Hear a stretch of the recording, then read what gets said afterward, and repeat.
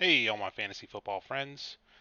Hope everyone's doing well out there today. This is StoshX coming back at you with my second video, this time in high definition. Managed to sort out all the settings, and I can provide a much better quality viewing experience to the watcher at home. So we're going to dive right into it. Thank you for joining me again today. Today we're going to talk about a few things. Today I want to talk about a little bit of the news. We're going to dive into some league settings. We're going to talk about what I like to see in a league, and we're going to continue working on our draft strategy. I'm going to talk about a startup I drafted this year, and then one where I applied my strategy of acquiring a lot of future picks that is now 1 year removed, and we're going to take a closer look at that league. Should be a shorter video this time. I'm hoping I can keep it under an hour. Should be closer to 30. There's a lot less news to cover as well. So we're going to get into it right here. First news thing to talk about is obviously Desean Watson. No criminal charges. I mean, that's just nutty. That's real cool for him. I'm glad it worked out in his favor. I don't know anything about the case really, other than there's a bunch of allegations, and I'm just happy that we're going to see Desean Watson play football again. I think it's safe to assume that Desean is still going to face a suspension. I would not be banking on him playing 16, 17 games. Um, yeah, and then he still has to be traded. We'll probably see him traded in the next 7 days, though, with the criminal charges being dropped. But what's he worth right now? I mean, we were seeing him go in the late third in a lot of places. He started creeping back up as we got closer to this hearing. Um, I mean, shoot, depending on his landing spot, he's he could end up in the back half of the first round. I mean, right where Lamar's going. Take a look at my current draft board where I'm drafting. Right where Lamar's going in that late first round area. I mean, I have to imagine Deshaun's going to be right in that space as well. See Lamar Jackson went here. See Desean Watson went in the 2.9. I mean, Deshaun probably jumps all the way up into this area. I mean, at minimum, top 20, top 15 player, Deshaun Watson. When he lands on a new team, we'll probably see it as a slow creep until the trade comes through, and then he's probably going to drop right in here. But anticipate a suspension if you're someone who owns Watson. Don't think it's all free and clear for him, because even though the charges were dropped, the league will still suspend players just for like conduct unbecoming and damaging to the shield and whatnot. So yeah, Deshaun Watson, he's coming back. Aren't we all happy about that? He is so much fun to watch play football. Um, Other interesting news. I mean, Khalil Mack was traded to the Chargers. That's pretty sweet. For the Chargers, I don't know the Bears. I guess it's an okay move for them. I've seen the Bears getting positive reviews on it because of how much cap space they free up. For the Chargers, though, I mean, when you have a quarterback, Justin Herbert, that's on his rookie deal still, and you have cap space because you're not paying this guy 40 million, you're only paying him 10, 12 million a year. Um, yeah, you want to be making luxury purchases, and Khalil Mack is definitely one of them. I mean, thinking about Khalil Mack and Joey Bosa getting after you, that is a legit pass rush. That is one of the best pass rushing combos in the league, and just want to take that time to touch on the fact that I love where the league's going as far as the quarterbacks being aggressively pursued, the veterans, and teams like the Rams trading their picks away to go get a quarterback. And it's not just this spam of teams that can win the Super Bowl are all with QBs on their rookie deal. You know, I like how vets are able to come in and win. I like how a high-paid quarterback can be a Super Bowl winner.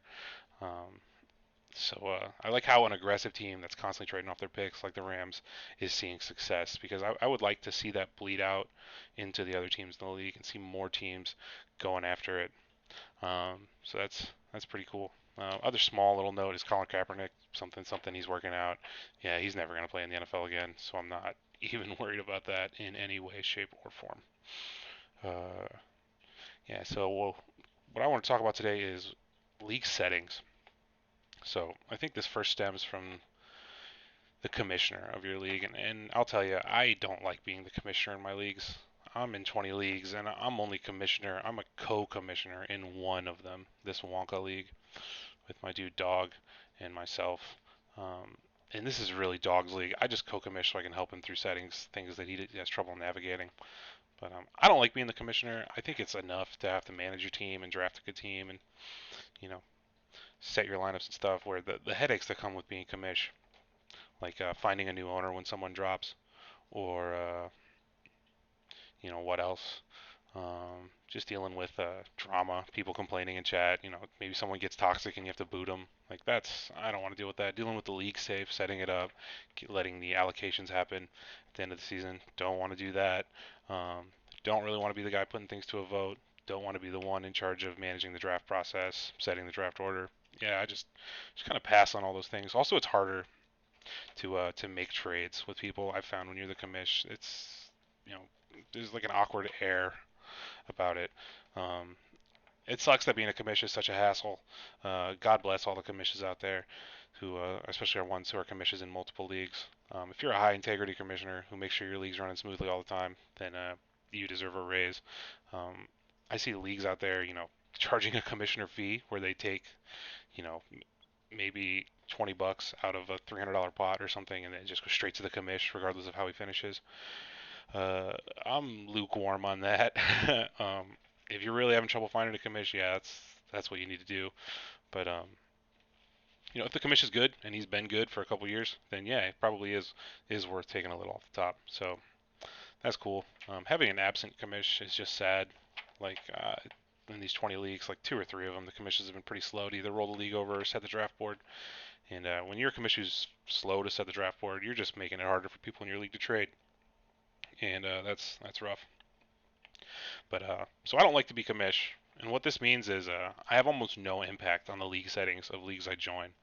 So when I jump in a new league, the first thing I do is I go right into their settings. I look at the settings for that one individually. I made a test league here, so we can talk about it. Um, so the settings I like to see are obviously superflex, full PPR or half PPR.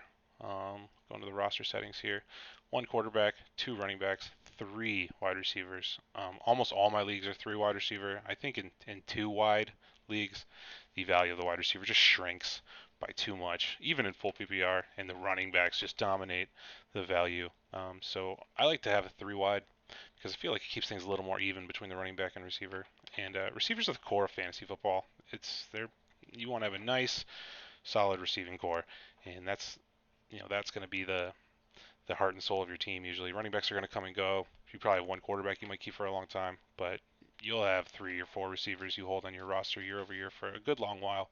So I like making sure receivers are worth a lot. I think three wide receivers is a good place to be.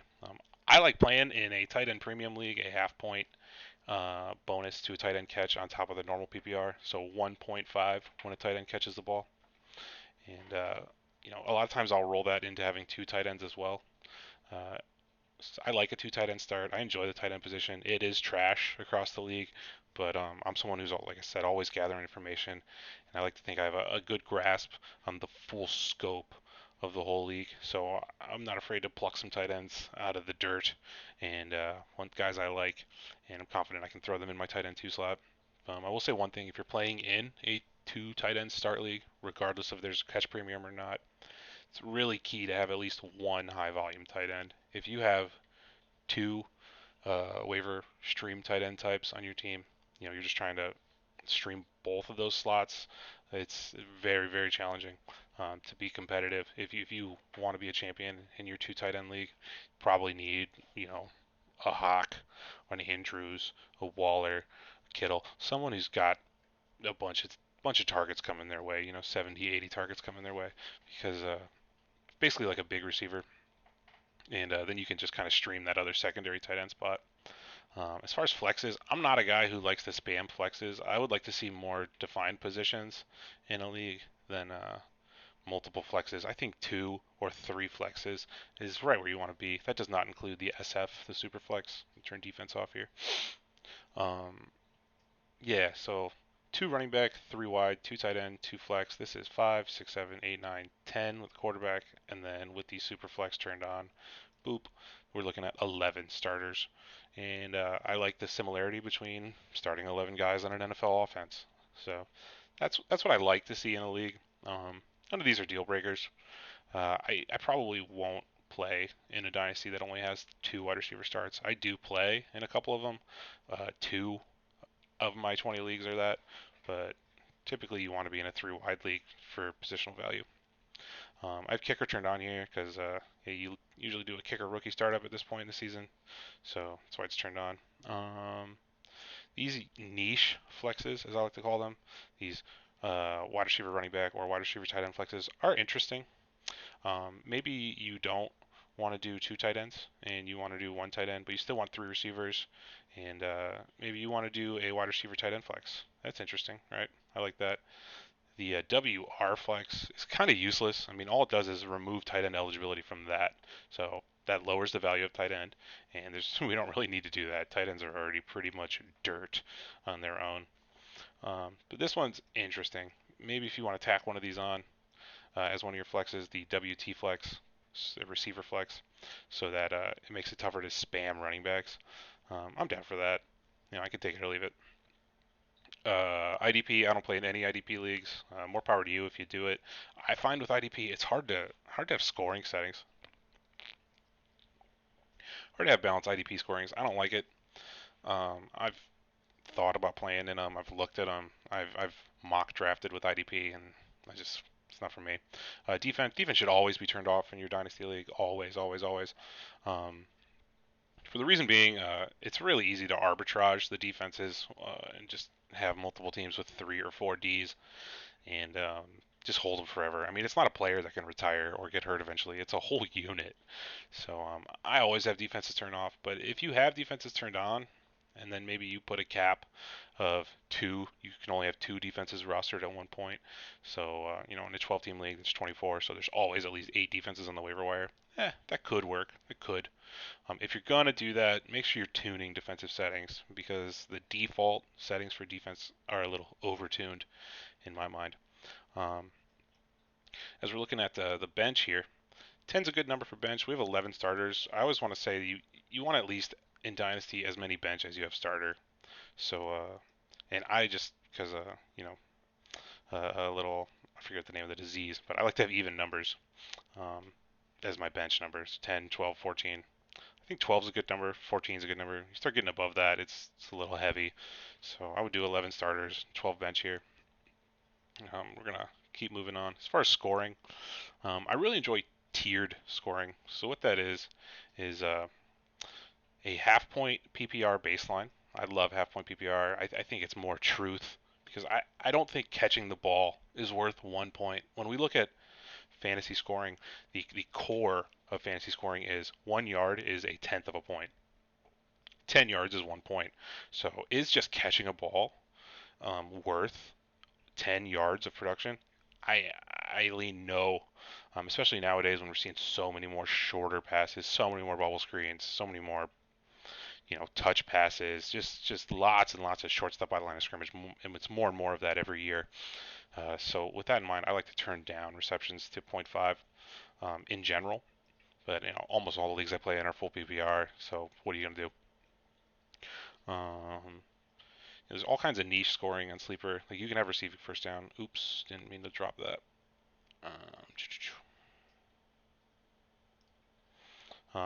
So we have baseline half PPR, and then I like to go down here.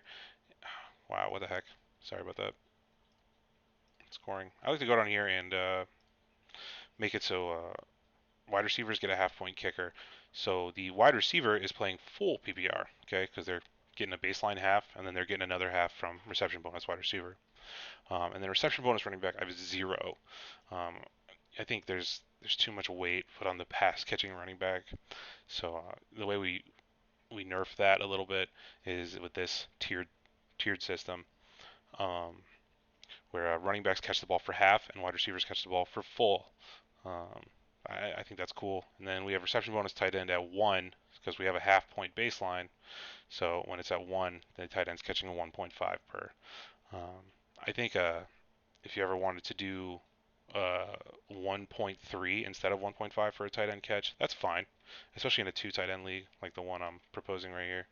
So we're just going to type 0.8. So zero point 0.8 plus the 0.5 means tight end catches the ball, they get 1.3 bonus. Pretty chill there. Other bonuses, yeah, you can utilize all these bonuses if you want. I play in a couple leagues that do all these tiered reception bonuses. Go for it, play around with it. Maybe play a league where you're just tuning all of these up. I mean, try it out. It's fun. Fantasy's meant to be fun. If you do the exact same settings across all your leagues, it can get pretty boring. Um, Rushing attempts. So in this tiered format I'm proposing, I also like to put the rushing attempts at like a point 0.1 or point 0.2. You want to keep this very low, like pretty close to 0 or point 0.1, because the quarterbacks who rush for a little 4-yard gainer are going to get that tick.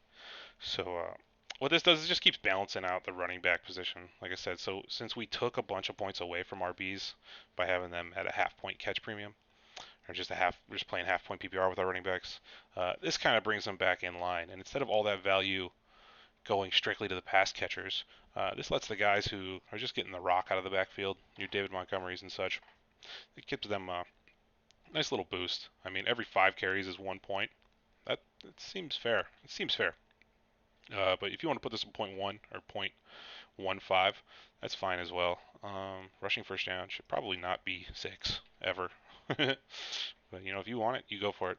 As far as touchdown bonuses, yeah, I mean maybe we could put a 1 for a long run or a 1 point for 5 yard, 50-yard bonus. That's cool. Passing, I like 5 point passing TDs. I know it's awkward, but I just feel like this is where you want it to be for quarterback. 6 is a little high, 4 is a little low. 5's different, but it is, I think, the truest to what we see in football. Interceptions -1, pick six thrown -2. I mean, depending on what your passing TD is at, is what's going to determine what you want your interceptions at. If you put passing TD at 6 and interceptions at -2, that's fine. Um, don't go 0. You definitely want some negative for interception. Point 0.2 can be fine as well. We'll just hit the dash, point 0, excuse me, delete. Where's it at? I don't even know how to do a negative. Yeah. Here we go here and we delete, and we do that. Okay, yeah, so -2 for an interception. Okay. Um, I see a lot of leagues that do a pass completion bonus and an incomplete bonus. I literally play in one league that does half a point for every completion and -0.5 a point for every incompletion. And that's an interesting league. The quarterbacks are really tuned up there. It also does first down bonuses and stuff. QB sacked, yeah, you can do a -1 for that or something sometimes. -0.5, that's fine. Um, what I do recommend you do is all the settings you're not using, like if you don't have defense turned on, go in here into your defense settings and just 0 all of these out, because it's going to make your scoring settings for the user that scrolls through and looks at them just cleaner on the eye. And I'm someone who likes those aesthetics, so I'm just going to 0 all these out. So that way the only things that show up in your overall scoring settings area of your league are stuff that you're actually scoring with. And you could say stuff like, oh, well, what if my dude, I don't even know, my wide receiver tackles a guy, the defensive back, who after he got a pick. I don't even think that triggers these. I think it has to be a defensive player. So don't sweat that. Um, yeah, more. What do we got? Bonuses. Yeah, I like bonuses a little bit in most leagues. The big bonus I like a lot are these. It's combined rush and receiving. So you don't have to separate for a rush or receive yards, and you can just have it be combo. So if a receiver goes nuts, it's good. The 100 to 199 combined, that one, have this at 2, and it just takes care of the running backs and receivers. And it also has someone like, if Austin Eckler rushes for 60 and catches 50 yards worth of passes, then he's going to trigger this. So just be aware of that. And I think that's fine, usually. But this is kind of the ideal league setting that I like to see. I mean, it's pretty variable. Nothing's perfect, but it's fun there. As far as the draft, I love a snake draft with a third round reversal. Um, Usually we do a slow draft. I never do a fast draft. I like a slow draft because it just gives you more time to negotiate a trade. And it's the off season right now, man. It's March, so no rush. We're not seeing any football action for months now, so you can do a slow draft. I like that. Scrolling down here, players available to draft. You have vets.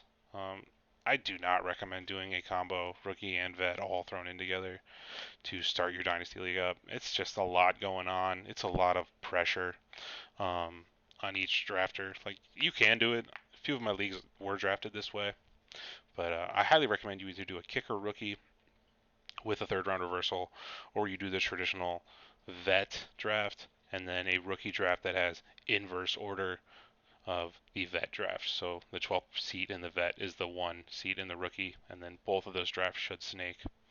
But third round reversal is dope. Should give that a go. Divisions, don't use divisions in your league. You can if you want. I recommend not having divisions, um, but they can be pretty fun. I've been toying around with the idea of like a league where the regular season of fantasy is 14 weeks long now. Week 14 and then 15, 16, 17 are usually the playoffs. So maybe a league that has three divisions of four. Yeah, and then your one guy plays everyone in his division. That's three other teams twice, so 6 games there, and then you play the other 8 teams in your league once. So that kind of is a true to NFL format. That would be three divisions of four. You may have to edit the settings to make sure the schedule breaks out that way, but that'll give everyone a chance to play everyone, and you can kind of build up a rivalry playing your division opponents 2 times. Um, you can make divisions interesting, but just for a regular league, you probably don't want divisions turned on at all. It'll be plenty fun without them. Another good thing to do, I like with this is not a setting in Sleeper, is when you run a no divisions league. Um, this is a popular addition right into the rules I see people doing, where the sixth playoff seed is just the highest number of points scored regardless of win loss. So of the 7 other teams that are not in a playoff seat, doesn't matter whose win loss is what, doesn't matter tiebreaker. The guy who's got the most points for not max PF but just PF um, gets that last playoff spot. And usually it's maybe he missed it by a game otherwise, but it just kind of it's sad if you miss the playoffs and you are still a top 4 scoring team in your league. That can happen if you just get some bad beats. So that's a way to play against that, and it's also keeping everyone alive longer. Um, as long as you're close in points scored, regardless of your record, you're in there. You have a shot at it. Um, Pretty much all I wanted to touch on. Not too crazy stuff there, but this is what it would look like. We got two RBs, quarterback. The taxi. Taxi, I like to see three to five in taxi. I think is the sweet spot, and I like to have rookies and sophomores on my taxi because the tight ends and the quarterbacks, a lot of them you got to sit on them for at least a full year, and all the positions really. You may see a player who needs to sit 2 years on your bench, and then before he needs to be activated. So I have no problem with the 2-year rookie and sophomore taxi. Important thing to note is when the taxi is turned on, that's going to add those rounds to your rookie draft. So we have a 14 bench here, and then we have 11 starters plus kicker. So what is that? 12, 14 is 26. So the 3 taxi, this would be a 27 round draft here. If you're doing a vet rookie separate, just completely separate, no kickers, just separate, you want to have taxi turned off for your startup because it's going to add all these rounds to your draft that you're just going to end up cutting these players later. So you turn taxi off for the startup, and then you do your rookie draft. And once the rookie draft concludes, you turn taxi back on. And as long as you just make all of your league mates aware, it'll help you out. But if you leave taxi on through the whole process, you're going to have extra rounds in your draft for no reason. You're going to have 4 extra rounds to complete it, and then most people are going to have to cut those players anyway. IR is like 2 to 4 is a good number. You definitely, with COVID days, the IR is much more pressure now. But you I'm usually pretty liberal with the IR, where I don't have to have players, on the injured reserve in order to be placed in it. But just anyone who's ruled out, as soon as they get that out tag or that PUP list, they're IR eligible, which is what I like to see. Um, Trades, I mean, a trade deadline, week 12. I want there to be at least 2 full weeks of the regular season where no trades are allowed before the playoffs start. So if you're someone who's in it, then you need to be projecting out that far. And playoffs, 6 is good, 8's fine. If you want to have some fun and play an 18 playoff, more power to you. Go for it. 6 is the juice, though. I think 6 is the norm. Um, the one setting, league median. I don't mind a league median. I think it just favors the better teams. for sure. And I think the league median scoring is really useful in larger than 12 leagues because it helps keeps things from getting too variable from one guy dancing through the raindrops and playing a really easy schedule. If he has to maintain a certain point total against the median of the league, then you're going to have a more honest playoff picture at the end. In a 14, in a 16, in a 20 team league, I think the median is a setting you want turned on. Mm, any other settings, wrinkles? Trade should process instantly in your league. I'm not trying to ever have a veto process in play from my league mates. Any smart league that has a veto process, every owner is going to veto every trade every time. Like literally, a trade will not happen in your league, and that's just no fun. Um, People make bad trades all the time. You're going to see in chat someone gets routed in a trade, and you're going to be salty that that other guy is now loaded up. And there's nothing you can do about that. I tell you right now, that's one of the biggest things to swallow when it comes to Dynasty. Is just you cannot stop bad trades from happening in your league.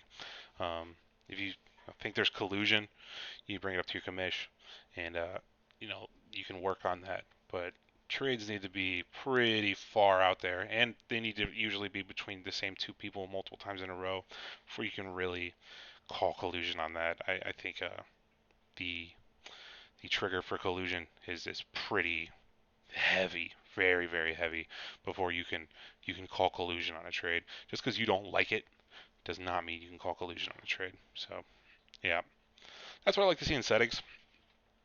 Um, there you go. If you have any questions about that, feel free to shoot me a DM on Sleeper.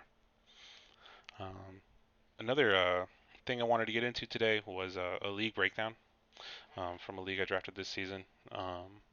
Last video we went over our long strategy for drafting a startup, for just being in tank mode off the rip, just saying okay, I'm going long right from the beginning, and the fruits that you can grow from that really quite flavorful. If you have a clear and direct mindset right off the beginning, then that's really good. You want to have a direction immediately or as soon as possible in a draft. You need to decide whether you're doing a productive struggle, whether you're just all in, let it all hang out. I'm going for a title no matter what. Don't care about the next season, or if you're just taking a 2 or 3 year lead in or a 1 year lead in to when you plan on being competitive. But we all plan on being competitive at least eventually. So this is the league I want to touch on today. This is the Idaho Sports League. The commissioner here is my man Lightly Chilled. This guy's really fun. He does a lot of different commissioning, and all of his leagues are based around a state. So as you can see here, I play with him in the Nevada Sports League, and we're soon going to draft the Texas. Everything's bigger in Texas. It's a 14-teamer, and then there's the Louisiana Sports League. Of course, in Louisiana, we needed to beat the SCLSU Mud Dogs. If you get that reference, then more power to you. But Lightly Chill's a fun guy. Hit him up if you're ever looking for a startup. This guy, he loves fantasy. Uh, but we're looking at the Idaho Sports League today. This is draft I'm doing right now. I'm going to go ahead and X out of it. This started up.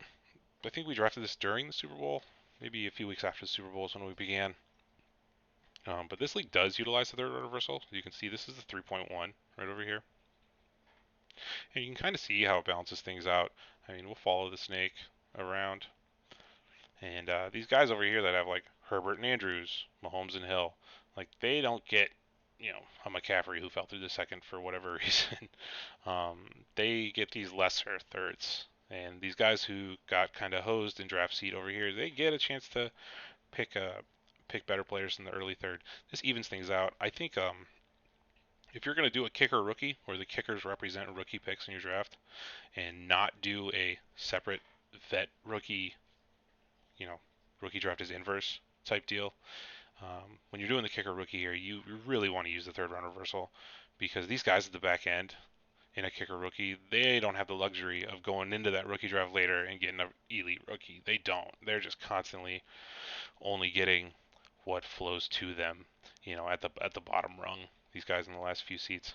So when we do this kicker rookie, it gives a chance for Lightly Chilled here to he took the 101 in the second round. That's a little early for me on that, But he can grab a 103 here early in the third and be happy and not see that 103 go away when he has to take like the 105. So it's going to keep him more competitive. It's going to keep him more involved in his team, which is what we want. We want to end the draft with a mostly even league, depending on how many trades are made, obviously. So in this Idaho Sports League, we made a few trades. I mean, we're all over the board here. I got the 103 draft seat. I did trade it off. I traded off my first 3 round picks. I kept one of my thirds. Um, you always want to keep at least one of your higher picks, even if you're trading back, even if you're looking to the future and you're making moves for futures. You want to keep at least one so you can get a core RB or a core quarterback. And we got Trevor Lawrence, so I would say that's core. I really think he's poised for a bounce back. This guy is a screaming value in the third round. If I can quote one of my friends, get Trevor Lawrence, man. Don't be fading him through the third. This guy should be going in the middle second, I think, or the late second at worst. Uh, so I like that here. And then we also got Russell Wilson. So we moved down. We only made 2 picks in the top 4 rounds, and it was both of our quarterbacks. Um, with this league here, we're gonna look at the trades for it. I think I made maybe 5 trades throughout the draft process. The third round reversal is going to mess up the trade recording. So a lot of this is not going to be what you see. But this is what we're working with in draft picks in that league. We have 1, 2, 3, 4, 23 firsts. I took almost no kickers. There's not missing picks up here. This is the top of my picks list for 2022. So we faded kicker because in this league's meta, we had 2 guys who were taking very long-term approaches. Lightly Chilled was eating up all the kickers, you know, and a lot of times we're the only guy who's really making a point to get a lot of kickers. So we had other players taking the long game approach. So that opens the door for us to be a little bit more competitive. Also, this league's full of guys that I'm pretty tight with. Like this guy Akers is my brother-in-law. Um, so I really want to beat him. So I tried to draft a more competitive team, even while carrying these futures, even while trading out of my first few rounds. Um, I feel like if done properly, you can catch the values, and you can at least be a playoff contender. You can finish, fourth, fifth, sixth in your final seedings, and then once the bracket starts, it's anybody's ball game. And quite frankly, week 14 of the NFL season, we've seen so much change over the course of the league year that it's just a whole new ball game there. So you can, as long as you're good enough, you can make some noise and you can win a championship. So this is what I would say is a productive struggle. Is what this qualifies for. This is not a hard rebuild. This is me trying to win games while also sitting on 5 23 first round picks. I really enjoy, really, really love, excuse me.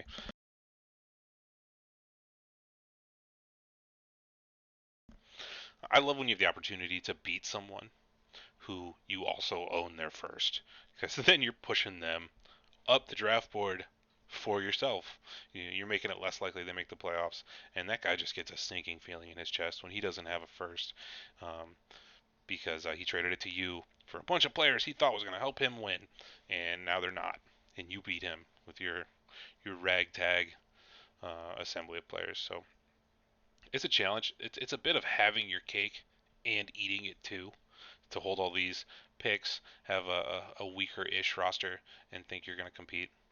We're going to take a look at our team overall and how it landed before we get into the trades. So this is a tight end premium. This is, I think, 6-point passing touchdowns. But Russ, Sanders, this is before Russ was traded. We actually have Judy and Sutton. So we have this double stack with Russ. It's pretty sweet. I was not anticipating this, but I'm pretty excited about it. Um, but the players that make me think that we are still competitive was Russ, Kittle, and Keenan Allen. We got Keenan Allen in the 8th round, the end of the 8th round. It's pretty sweet. But those 3 guys, I feel like we got them in great values, and that's what made me think, hey, we can kind of push, we can kind of make some noise here, even though we don't have a premier running back on our team. Um, on the bench, Zach Wilson. We got 3 quarterbacks, maybe 4, depending on what happens to Trubisky. Darnold, he's not looking good for this guy, man. Feel bad for him. 24, and his career's probably over, ish. I mean, who knows? He'll stay in the league. He'll be a backup somewhere. you'll see this guy popping up randomly coming in to start for some injured guy, and you'll be like, oh, I didn't know Sam Darnold was on the on the Patriots or whatever. Yeah, it'll be funny. Um, and maybe he could still be successful in life, but it's just looking pretty bleak for Darnold right now. But yeah, we got three quarterbacks right where we want to be. Tyson Williams, interesting. I only have four running backs rostered: Sanders, Pollard, Williams, and Wang Wu. Is that how you say it? Wang Wu. Um, yeah, so not a lot of points we're going to get from the RB position. Basically, we did a zero RB. Took two running backs in the 10th round. Got Hollybird Brown down here. Got Van Jefferson. Um, Obviously, the Judy and Sutton I mentioned. Allen, Ayuk. Really wide receiver heavy. In a full PPR, you can have all these wide receivers carry you, and then you just need like one running back who's doing stuff, and then another running back who you could kind of stream your RB2 spot, even in a dynasty league. Maybe not super consistently, but you'll find random guys who are going to score some points and not go zero in your RB2. And by no means do I think I'm the number one team in this league, but I do think I can compete for a playoff spot. Kittle and Hawk, I mean, that's pretty sweet. This tight end premium. So to have both of these guys, I'll probably start both of them most weeks. Um, Maybe I'll trade one off and find a running back. But I liked where I got them, so that's why they're on my team. And then yeah, we got all these picks down here. We're gonna look at the trades we made throughout the process. So very first trade we traded off Herbert. That's probably gonna make some people uneasy. Just saying that out loud. We moved off of Justin Herbert in our 1.3 slot. These are backwards because the third round reversal messes up what Sleeper records. So you actually have the 3.6, 5.6, and 10.7 coming our way. So this is 3.6, 5.6, 3.6, 5.6, and does it 10.7. Okay. For our 103, you can ignore this 23 third in here. This is just me throwing him a rookie pick back, kind of throwing him a bone. But Cal's, he wanted Herbert, and I don't blame him because Herbert's maybe my favorite player in football to watch right now. And we got the third and the fifth and the first, like we discussed. We always want to get this 3-5-1. Um, and then we get a 10th on top of it. That's pretty sweet in the kicker rookie. I mean, this 10th is usually an early second or maybe even a late first round pick. Maybe it's a wide receiver 2 type. Maybe it's a QB3 type. But you get a lot of juice here. You don't often get the actual 3-5-1 for your first. A lot of times I have to settle. I have to take a third and a sixth, a third and a seventh, and a 23 first. And I usually do take that trade because it's a 3-for-1 and I'm getting a first round pick. It's awesome. But the ideal scenario is to get the 3-5-1. That's super ideal for a later first. We're giving up an earlier first, but we're getting a 10th back. I'm down for this. I'm juiced up with this. I like getting these three vets and a future one. Um, we'll put some names on them: 3 and 5 and 10. Where did we get? I think that was the Lawrence pick. Yeah. So basically, we're tearing down from Herbert to Lawrence in the trade. I mean, that's what the draft positions dictate. And we're also picking up Kittle from his fifth, and then his 10th ended up being Tony Pollard. So, the trade is with players: Pollard, Kittle, Lawrence, 23 first in exchange for Herbert. I'd do that. I would sell Herbert for that. We also got to give him our rookie third in 23. It's fine. If that's the tax to make the deal go through, then so be it. But that's chill. That's fine. Could have taken ETN with the pick, but took Kittle. It's all good. That's the first trade. I like this. Maybe some people don't. If you don't like it, that's fine. I'm not gonna sit here and say it's incredible value. It's just pretty good. I like getting wider. I like having more players on my team than my opponents, and I like banking future ones. So this gives me everything I want. So I took it. I even sent this to him, and we worked it out. Um, Next trade offer, we got GN. He's giving us a 23 first, and his 505. Is it the 505? No, it's a 5.8, and this is the 210. This is not the 203. That's actually pretty relevant here. So he's getting the 210. And the 508's coming our way, and the 23 first is coming our way. So 2-for-1. We pick up a 23 first. We slide down about 2.5 rounds. Um, Love it. I'm sorry, we slide down 3 rounds exactly.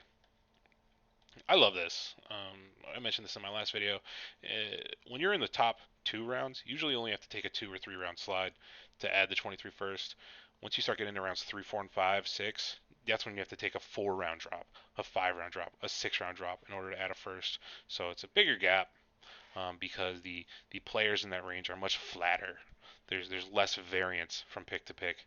There's less value difference from pick to pick than there is in that top 24 area. So he went up there. Who did GN go up there and get? To get Mark Andrews. Can't blame him for that at all. He just hit Trey Lance, tight end premium league. I'm sitting here in chat saying I'll sell this pick for a vet plus a first, and he says, hey, he raises his hand, me. I'll come up there and take Mark Andrews. I'll get that guy. And shoot, yeah, man, go get him, GN. Um, I ended up getting Hawk with his pick. So there you go, Hawk and a first for Andrews. Have you seen that in your league before? Maybe you have. It's pretty even. I think the Hawk side's better, assuming he can stay healthy. But you're talking about a guy who's younger by a couple years, 24 to 26, and a guy who still sees volume. He's had 100 targets in the league before as a tight end. I expect this volume to keep up for Hawkinson. I expect this volume to keep up for Mark Andrews. I think he might be looking at a run where he is the tight end one for several seasons to come.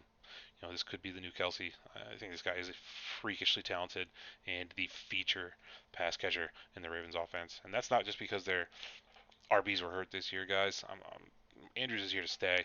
100 plus targets for Andrews is here to stay. Um, as long as Lamar's the quarterback or any competent quarterback is in there, Mark will eat, and he will have these occasional dominating blow up games that he's prone to. What did he do here? 41 point game, 30 35 points, 25 points, multi touchdown games. Just a freak. Love him. Who doesn't love Mark Andrews? So easy trade there. Love it. Down for it. Next trade we made. This is with my boy, my brother-in-law, John Akers, um, number 2-3. He's a good guy. And he is drafting a very competitive roster from his 101 seed. He took Taylor at 101. He said, I don't care about none of these QBs. I want Jonathan Taylor. Hey, go get him, baby. Takes Cooper Kupp and Travis Kelce on the turn here. I'm sorry, it's not a turn because it's third round reversal. He takes Kupp. He waits his turn through the third round, and he grabs Kelce. And as this third round's coming down, he wants Cook. He's a Cook fan. I know he likes to have a Cook Henry, these two exact backs stacked together. I've seen him with the stack in other leagues. And I told him, yo, you give me that 6.1 and you're 23 first, and Dalvin Cook is all yours. And he took that. I threw him a 15th back because he's my brother-in-law. That's pretty much the only reason why. Um, Normally I would not give this up, but it's a throw-in. It's a 15th. It don't matter. And we bank another future one. So we've made 3 trades. We've added 3 future ones to our roster. And at this point in the draft, the third is just winding down. I have Trevor Lawrence and a good chunk of picks. I'm looking at this pick. I'm looking at this pick. This. I'm looking at good picks. I would still have this normally. This is the next trade we're going to get into. And here is that trade from Scuba. Um, so I get the 812 and a 23 first. I send my 503 and my 1203. This is a little more even. Usually I'm trying not to do 2 for 2s. Usually I'm trying to get a 2 for 1. But it's later in the draft here in the 5th. We're outside of those premium rounds, those top 3, 4 rounds. So this is also not the 503. It's the 510 again. Yeah, 510. But Scuba sends me his 23 first. And basically what's going on in this trade is I'm selling him my 510 for a 23 first straight up. That's like a 1-for-1 deal. And then, you know, the tax he has to pay for getting that 1-for-1, for allowing the conversion of his nothingness, of his line of text, which is actually solid gold, but whatever, it doesn't matter if you're trying to win, um, is he kicks me up 4 rounds. My 12th goes up to the 8th. Normally I just want to get this 8th for free. Couldn't make it happen here, but I'm still going to take that future 1 every time.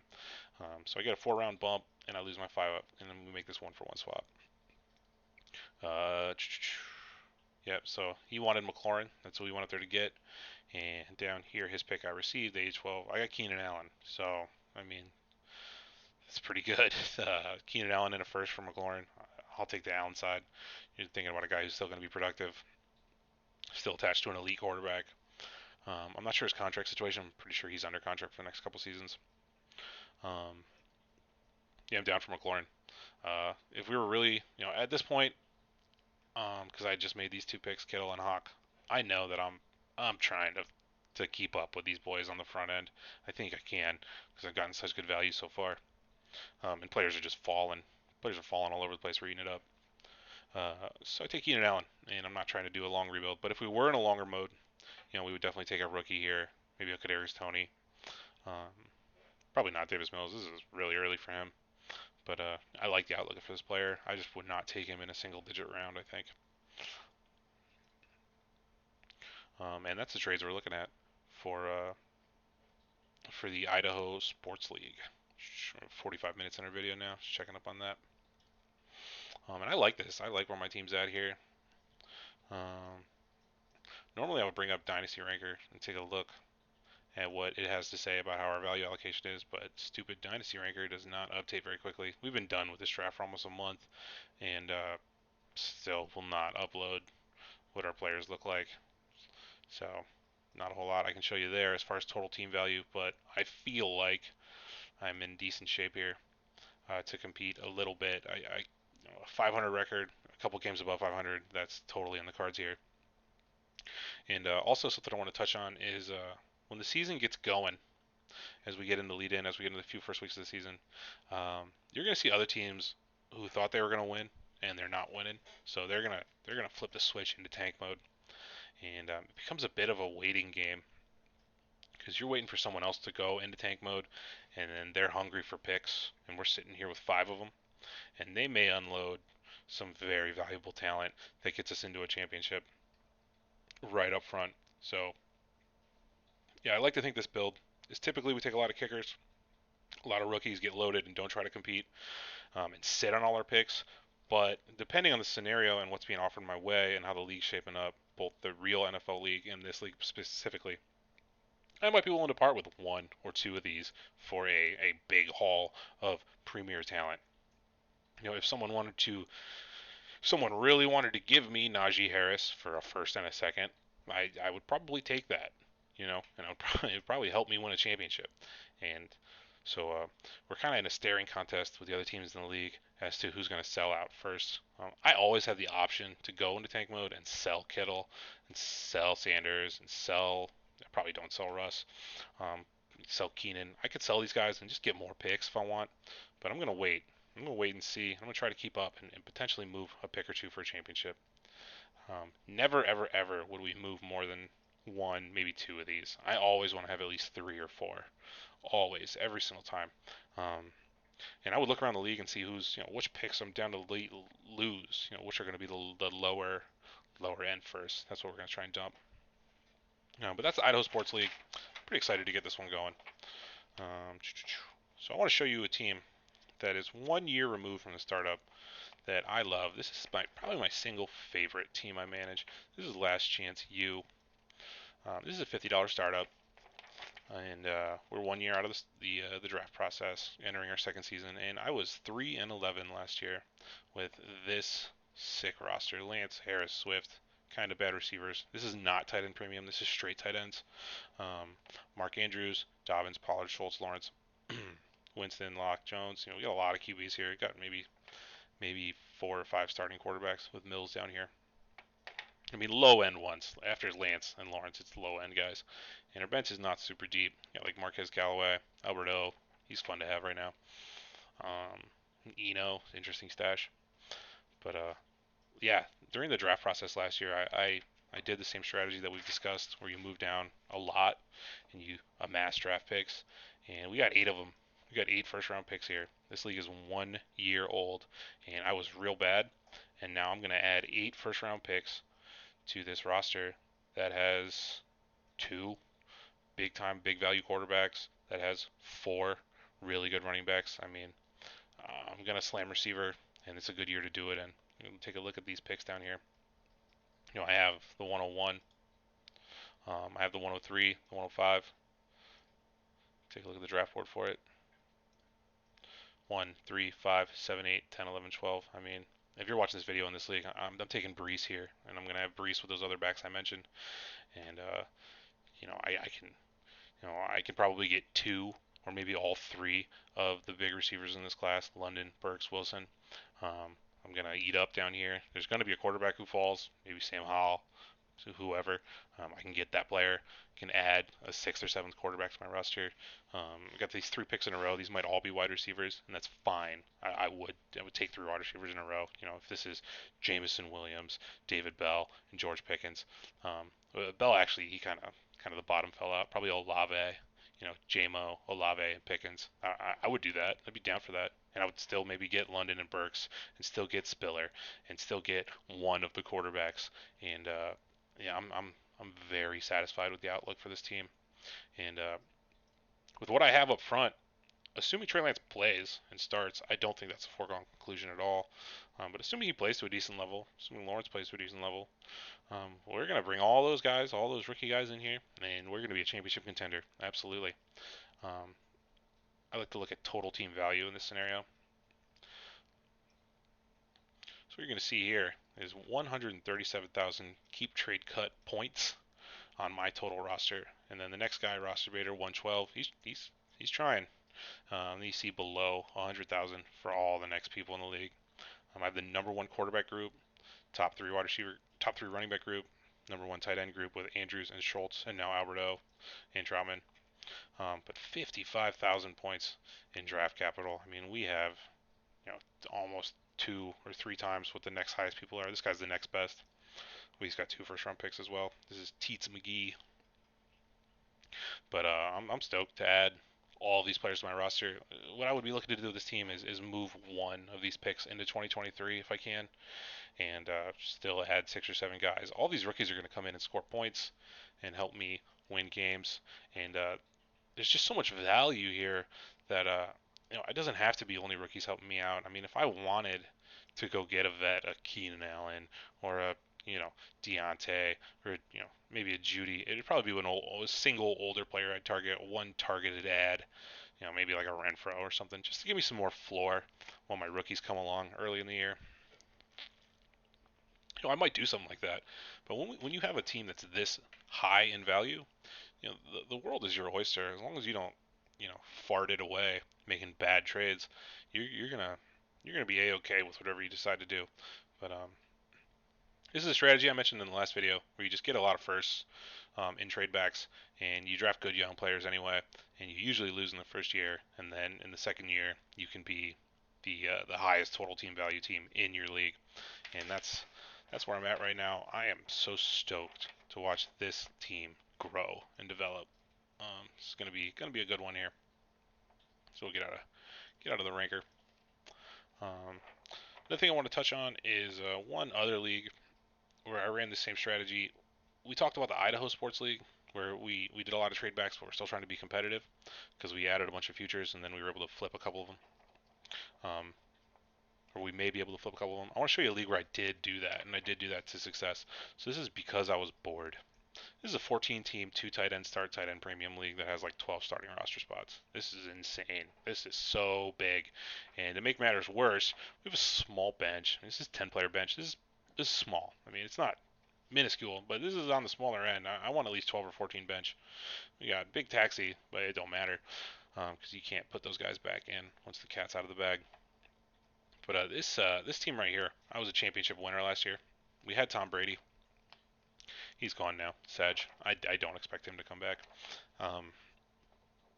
But we won a title last season because we made a lot of trade backs in this league during the startup process, added a lot of future ones, and then I made some strategic moves and traded away some ones to get some players I needed. This is 3 RB starts, so RBs are at a big time premium in this league. You can see I traded 3 first-round picks away in 22 to get Saquon Barkley and a second. I mean, this is, in hindsight, terrible, but he did help me out a little bit. He scored some points in a few games, and I'm fine having him. I wouldn't, in hindsight, I wouldn't have made this trade, but it's fine. We used a dynastyranker.com to check. I think I had 6 first-round picks here in 22 at the time last year, and I traded off the picks that were owned by or that were correlated to the better teams in the league. So this is my own first. I felt strong, and this is 2 of the other really strong teams picks. And then we still kept several picks. These unmarked ones, this 106 and this 108, these are actually the 101 and 102 rookie. We traded away our 23 first to make all this happen too. We were making a lot of moves, but and we also have the 107. So now we're looking at a team where I've won a championship. I went 13-1 in this league, won the title. Adams, Chase, McLaurin, Waller, Hawk, Fournette, Claypool. Um, good, good core. I think the only player I drafted in the first 3 rounds was Swift. Took him at 208, but otherwise, oh, excuse me, there, some heartburn today. But other than Swift, we didn't really take any picks. We didn't make any selections in the first 3 rounds. We amassed a bunch of picks in the middle part of the draft. Uh, took a lot. This was a kicker rookie startup when we did it. We got a couple first round kickers where we picked up, Chase, the 108. It's awesome. Um, the only reason I won a championship because of this guy. I mean, this guy and what Brady was doing. Um, he, I made the playoffs, and he is a stud muffin, and he won the league for me. And that's what you're looking for. That's what I talk about. All you got to do is get in the playoffs, and one of your players could just explode on a hot streak for 2 or 3 weeks and win you a league. So I'm in a dominant position. I would say this is hitting the nuts. If you're not familiar with the nuts, it's pretty much the best possible outcome. If we were playing a game of Texas Hold'em where we're dealing cards on the table, and the 5 hole cards or the 5 community cards were like a six, and then a 10 Jack Queen, right? And everyone's got 2 hold cards. The nut would be the guy who's got pocket sixes because that 4 6s just beats anything. Even if you have an ace king, that's a straight to the ace. The 4 of a kind beats that straight to the ace. So you'll see that guy with the straight to the ace put all his chips in, and you can take them all away from him with your nut draw of 4 6s. And that's what we saw here. I made great picks.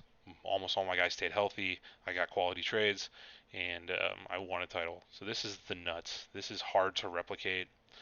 This is what I'm trying to do in the Idaho League. Um, we'll see. We'll see how it goes. But I'm just in a dominant position. I'm coming off a 13-1 title season, and I have the 101 and the 102. I can take Brees plus whatever quarterback I want to replace Brady, and then I'm still sitting there with the 107. I can just scoop up whichever skill position player I deem to be a value in that spot, probably a receiver. But yeah, that's the most of the video today. Some notes at the end of it. I just want to say out there, since we're always talking about trading future ones, if you're a commish, make those guys pay for a year. They trade off their futures. If you got a guy in your league that's trading off his 2025 first round picks, like these 24s were just added, he needs to pay. He needs to put his money in there for 24 and 25 because people leave leagues all the time. I'm not gonna do it, but I can show you all my openings and all my leagues where there's just orphans. People traded away all their futures. Their team did not work out, and then they quit. And just because they paid does not mean they're going to stay. It doesn't. But what it does mean is that it's really easy to find an orphan, uh, a foster parent, I guess, someone to pick up that orphan because they don't have to pay for it. When you hand some of these trash teams, some of these trash orphans out, and you say, okay, that's yours. You got to pay $50 for it now. You got to pay $20 for it now. You're never going to fill that orphan. So if anyone in any of your leagues is trading off their future picks, they need to be paying for the year correlated to that pick. If someone trades off their 23 first, they need to pay for 23. And it's pretty easy to do in startups because usually people pay 2 years out. But in your older leagues, you need to keep making sure that everyone is paying for the years they do not hold picks, and you need to make it known to them that they're going to be removed maybe before the rookie draft or maybe before the start of the season, whatever it is. But you got to light a little fire under the people who haven't paid and get them to pay up because orphans is a problem. I hate seeing orphans. I hate seeing leagues get deleted because multiple people left all at once, and that's just sad. So yeah, pay up. That's my big note here is pay up. I think we might have kept it under an hour. Yep, 59 minutes. So I'm going to go ahead and cut it off here soon. I hope you guys appreciate the video today. I hope you learned some more stuff. And if you have any questions, just please ask them. I love answering questions. Love helping you out with your trades. And leave me some feedback. Leave some YouTube comment feedback. That's fun. Hit the subscribe button. I feel so awkward saying that, but if we get to 1,000 subscribers, we're monetized. So please help me make a little bit of cash. I could really use it. So hit the subscribe button, please, and thank you. And yeah, leave a comment. If you hate my trades and you hate what I'm doing, tell me in the comments. I don't care. We'll talk about it. There's no hate. I'm not someone who operates with hate in his heart ever. Try to keep things positive and cordial. Um, but if you want to throw hands, I've got Jack Johnson and Tom O'Leary right here in the immortal words of Ron Burgundy. But we'll leave you with that. Have a wonderful night, friends.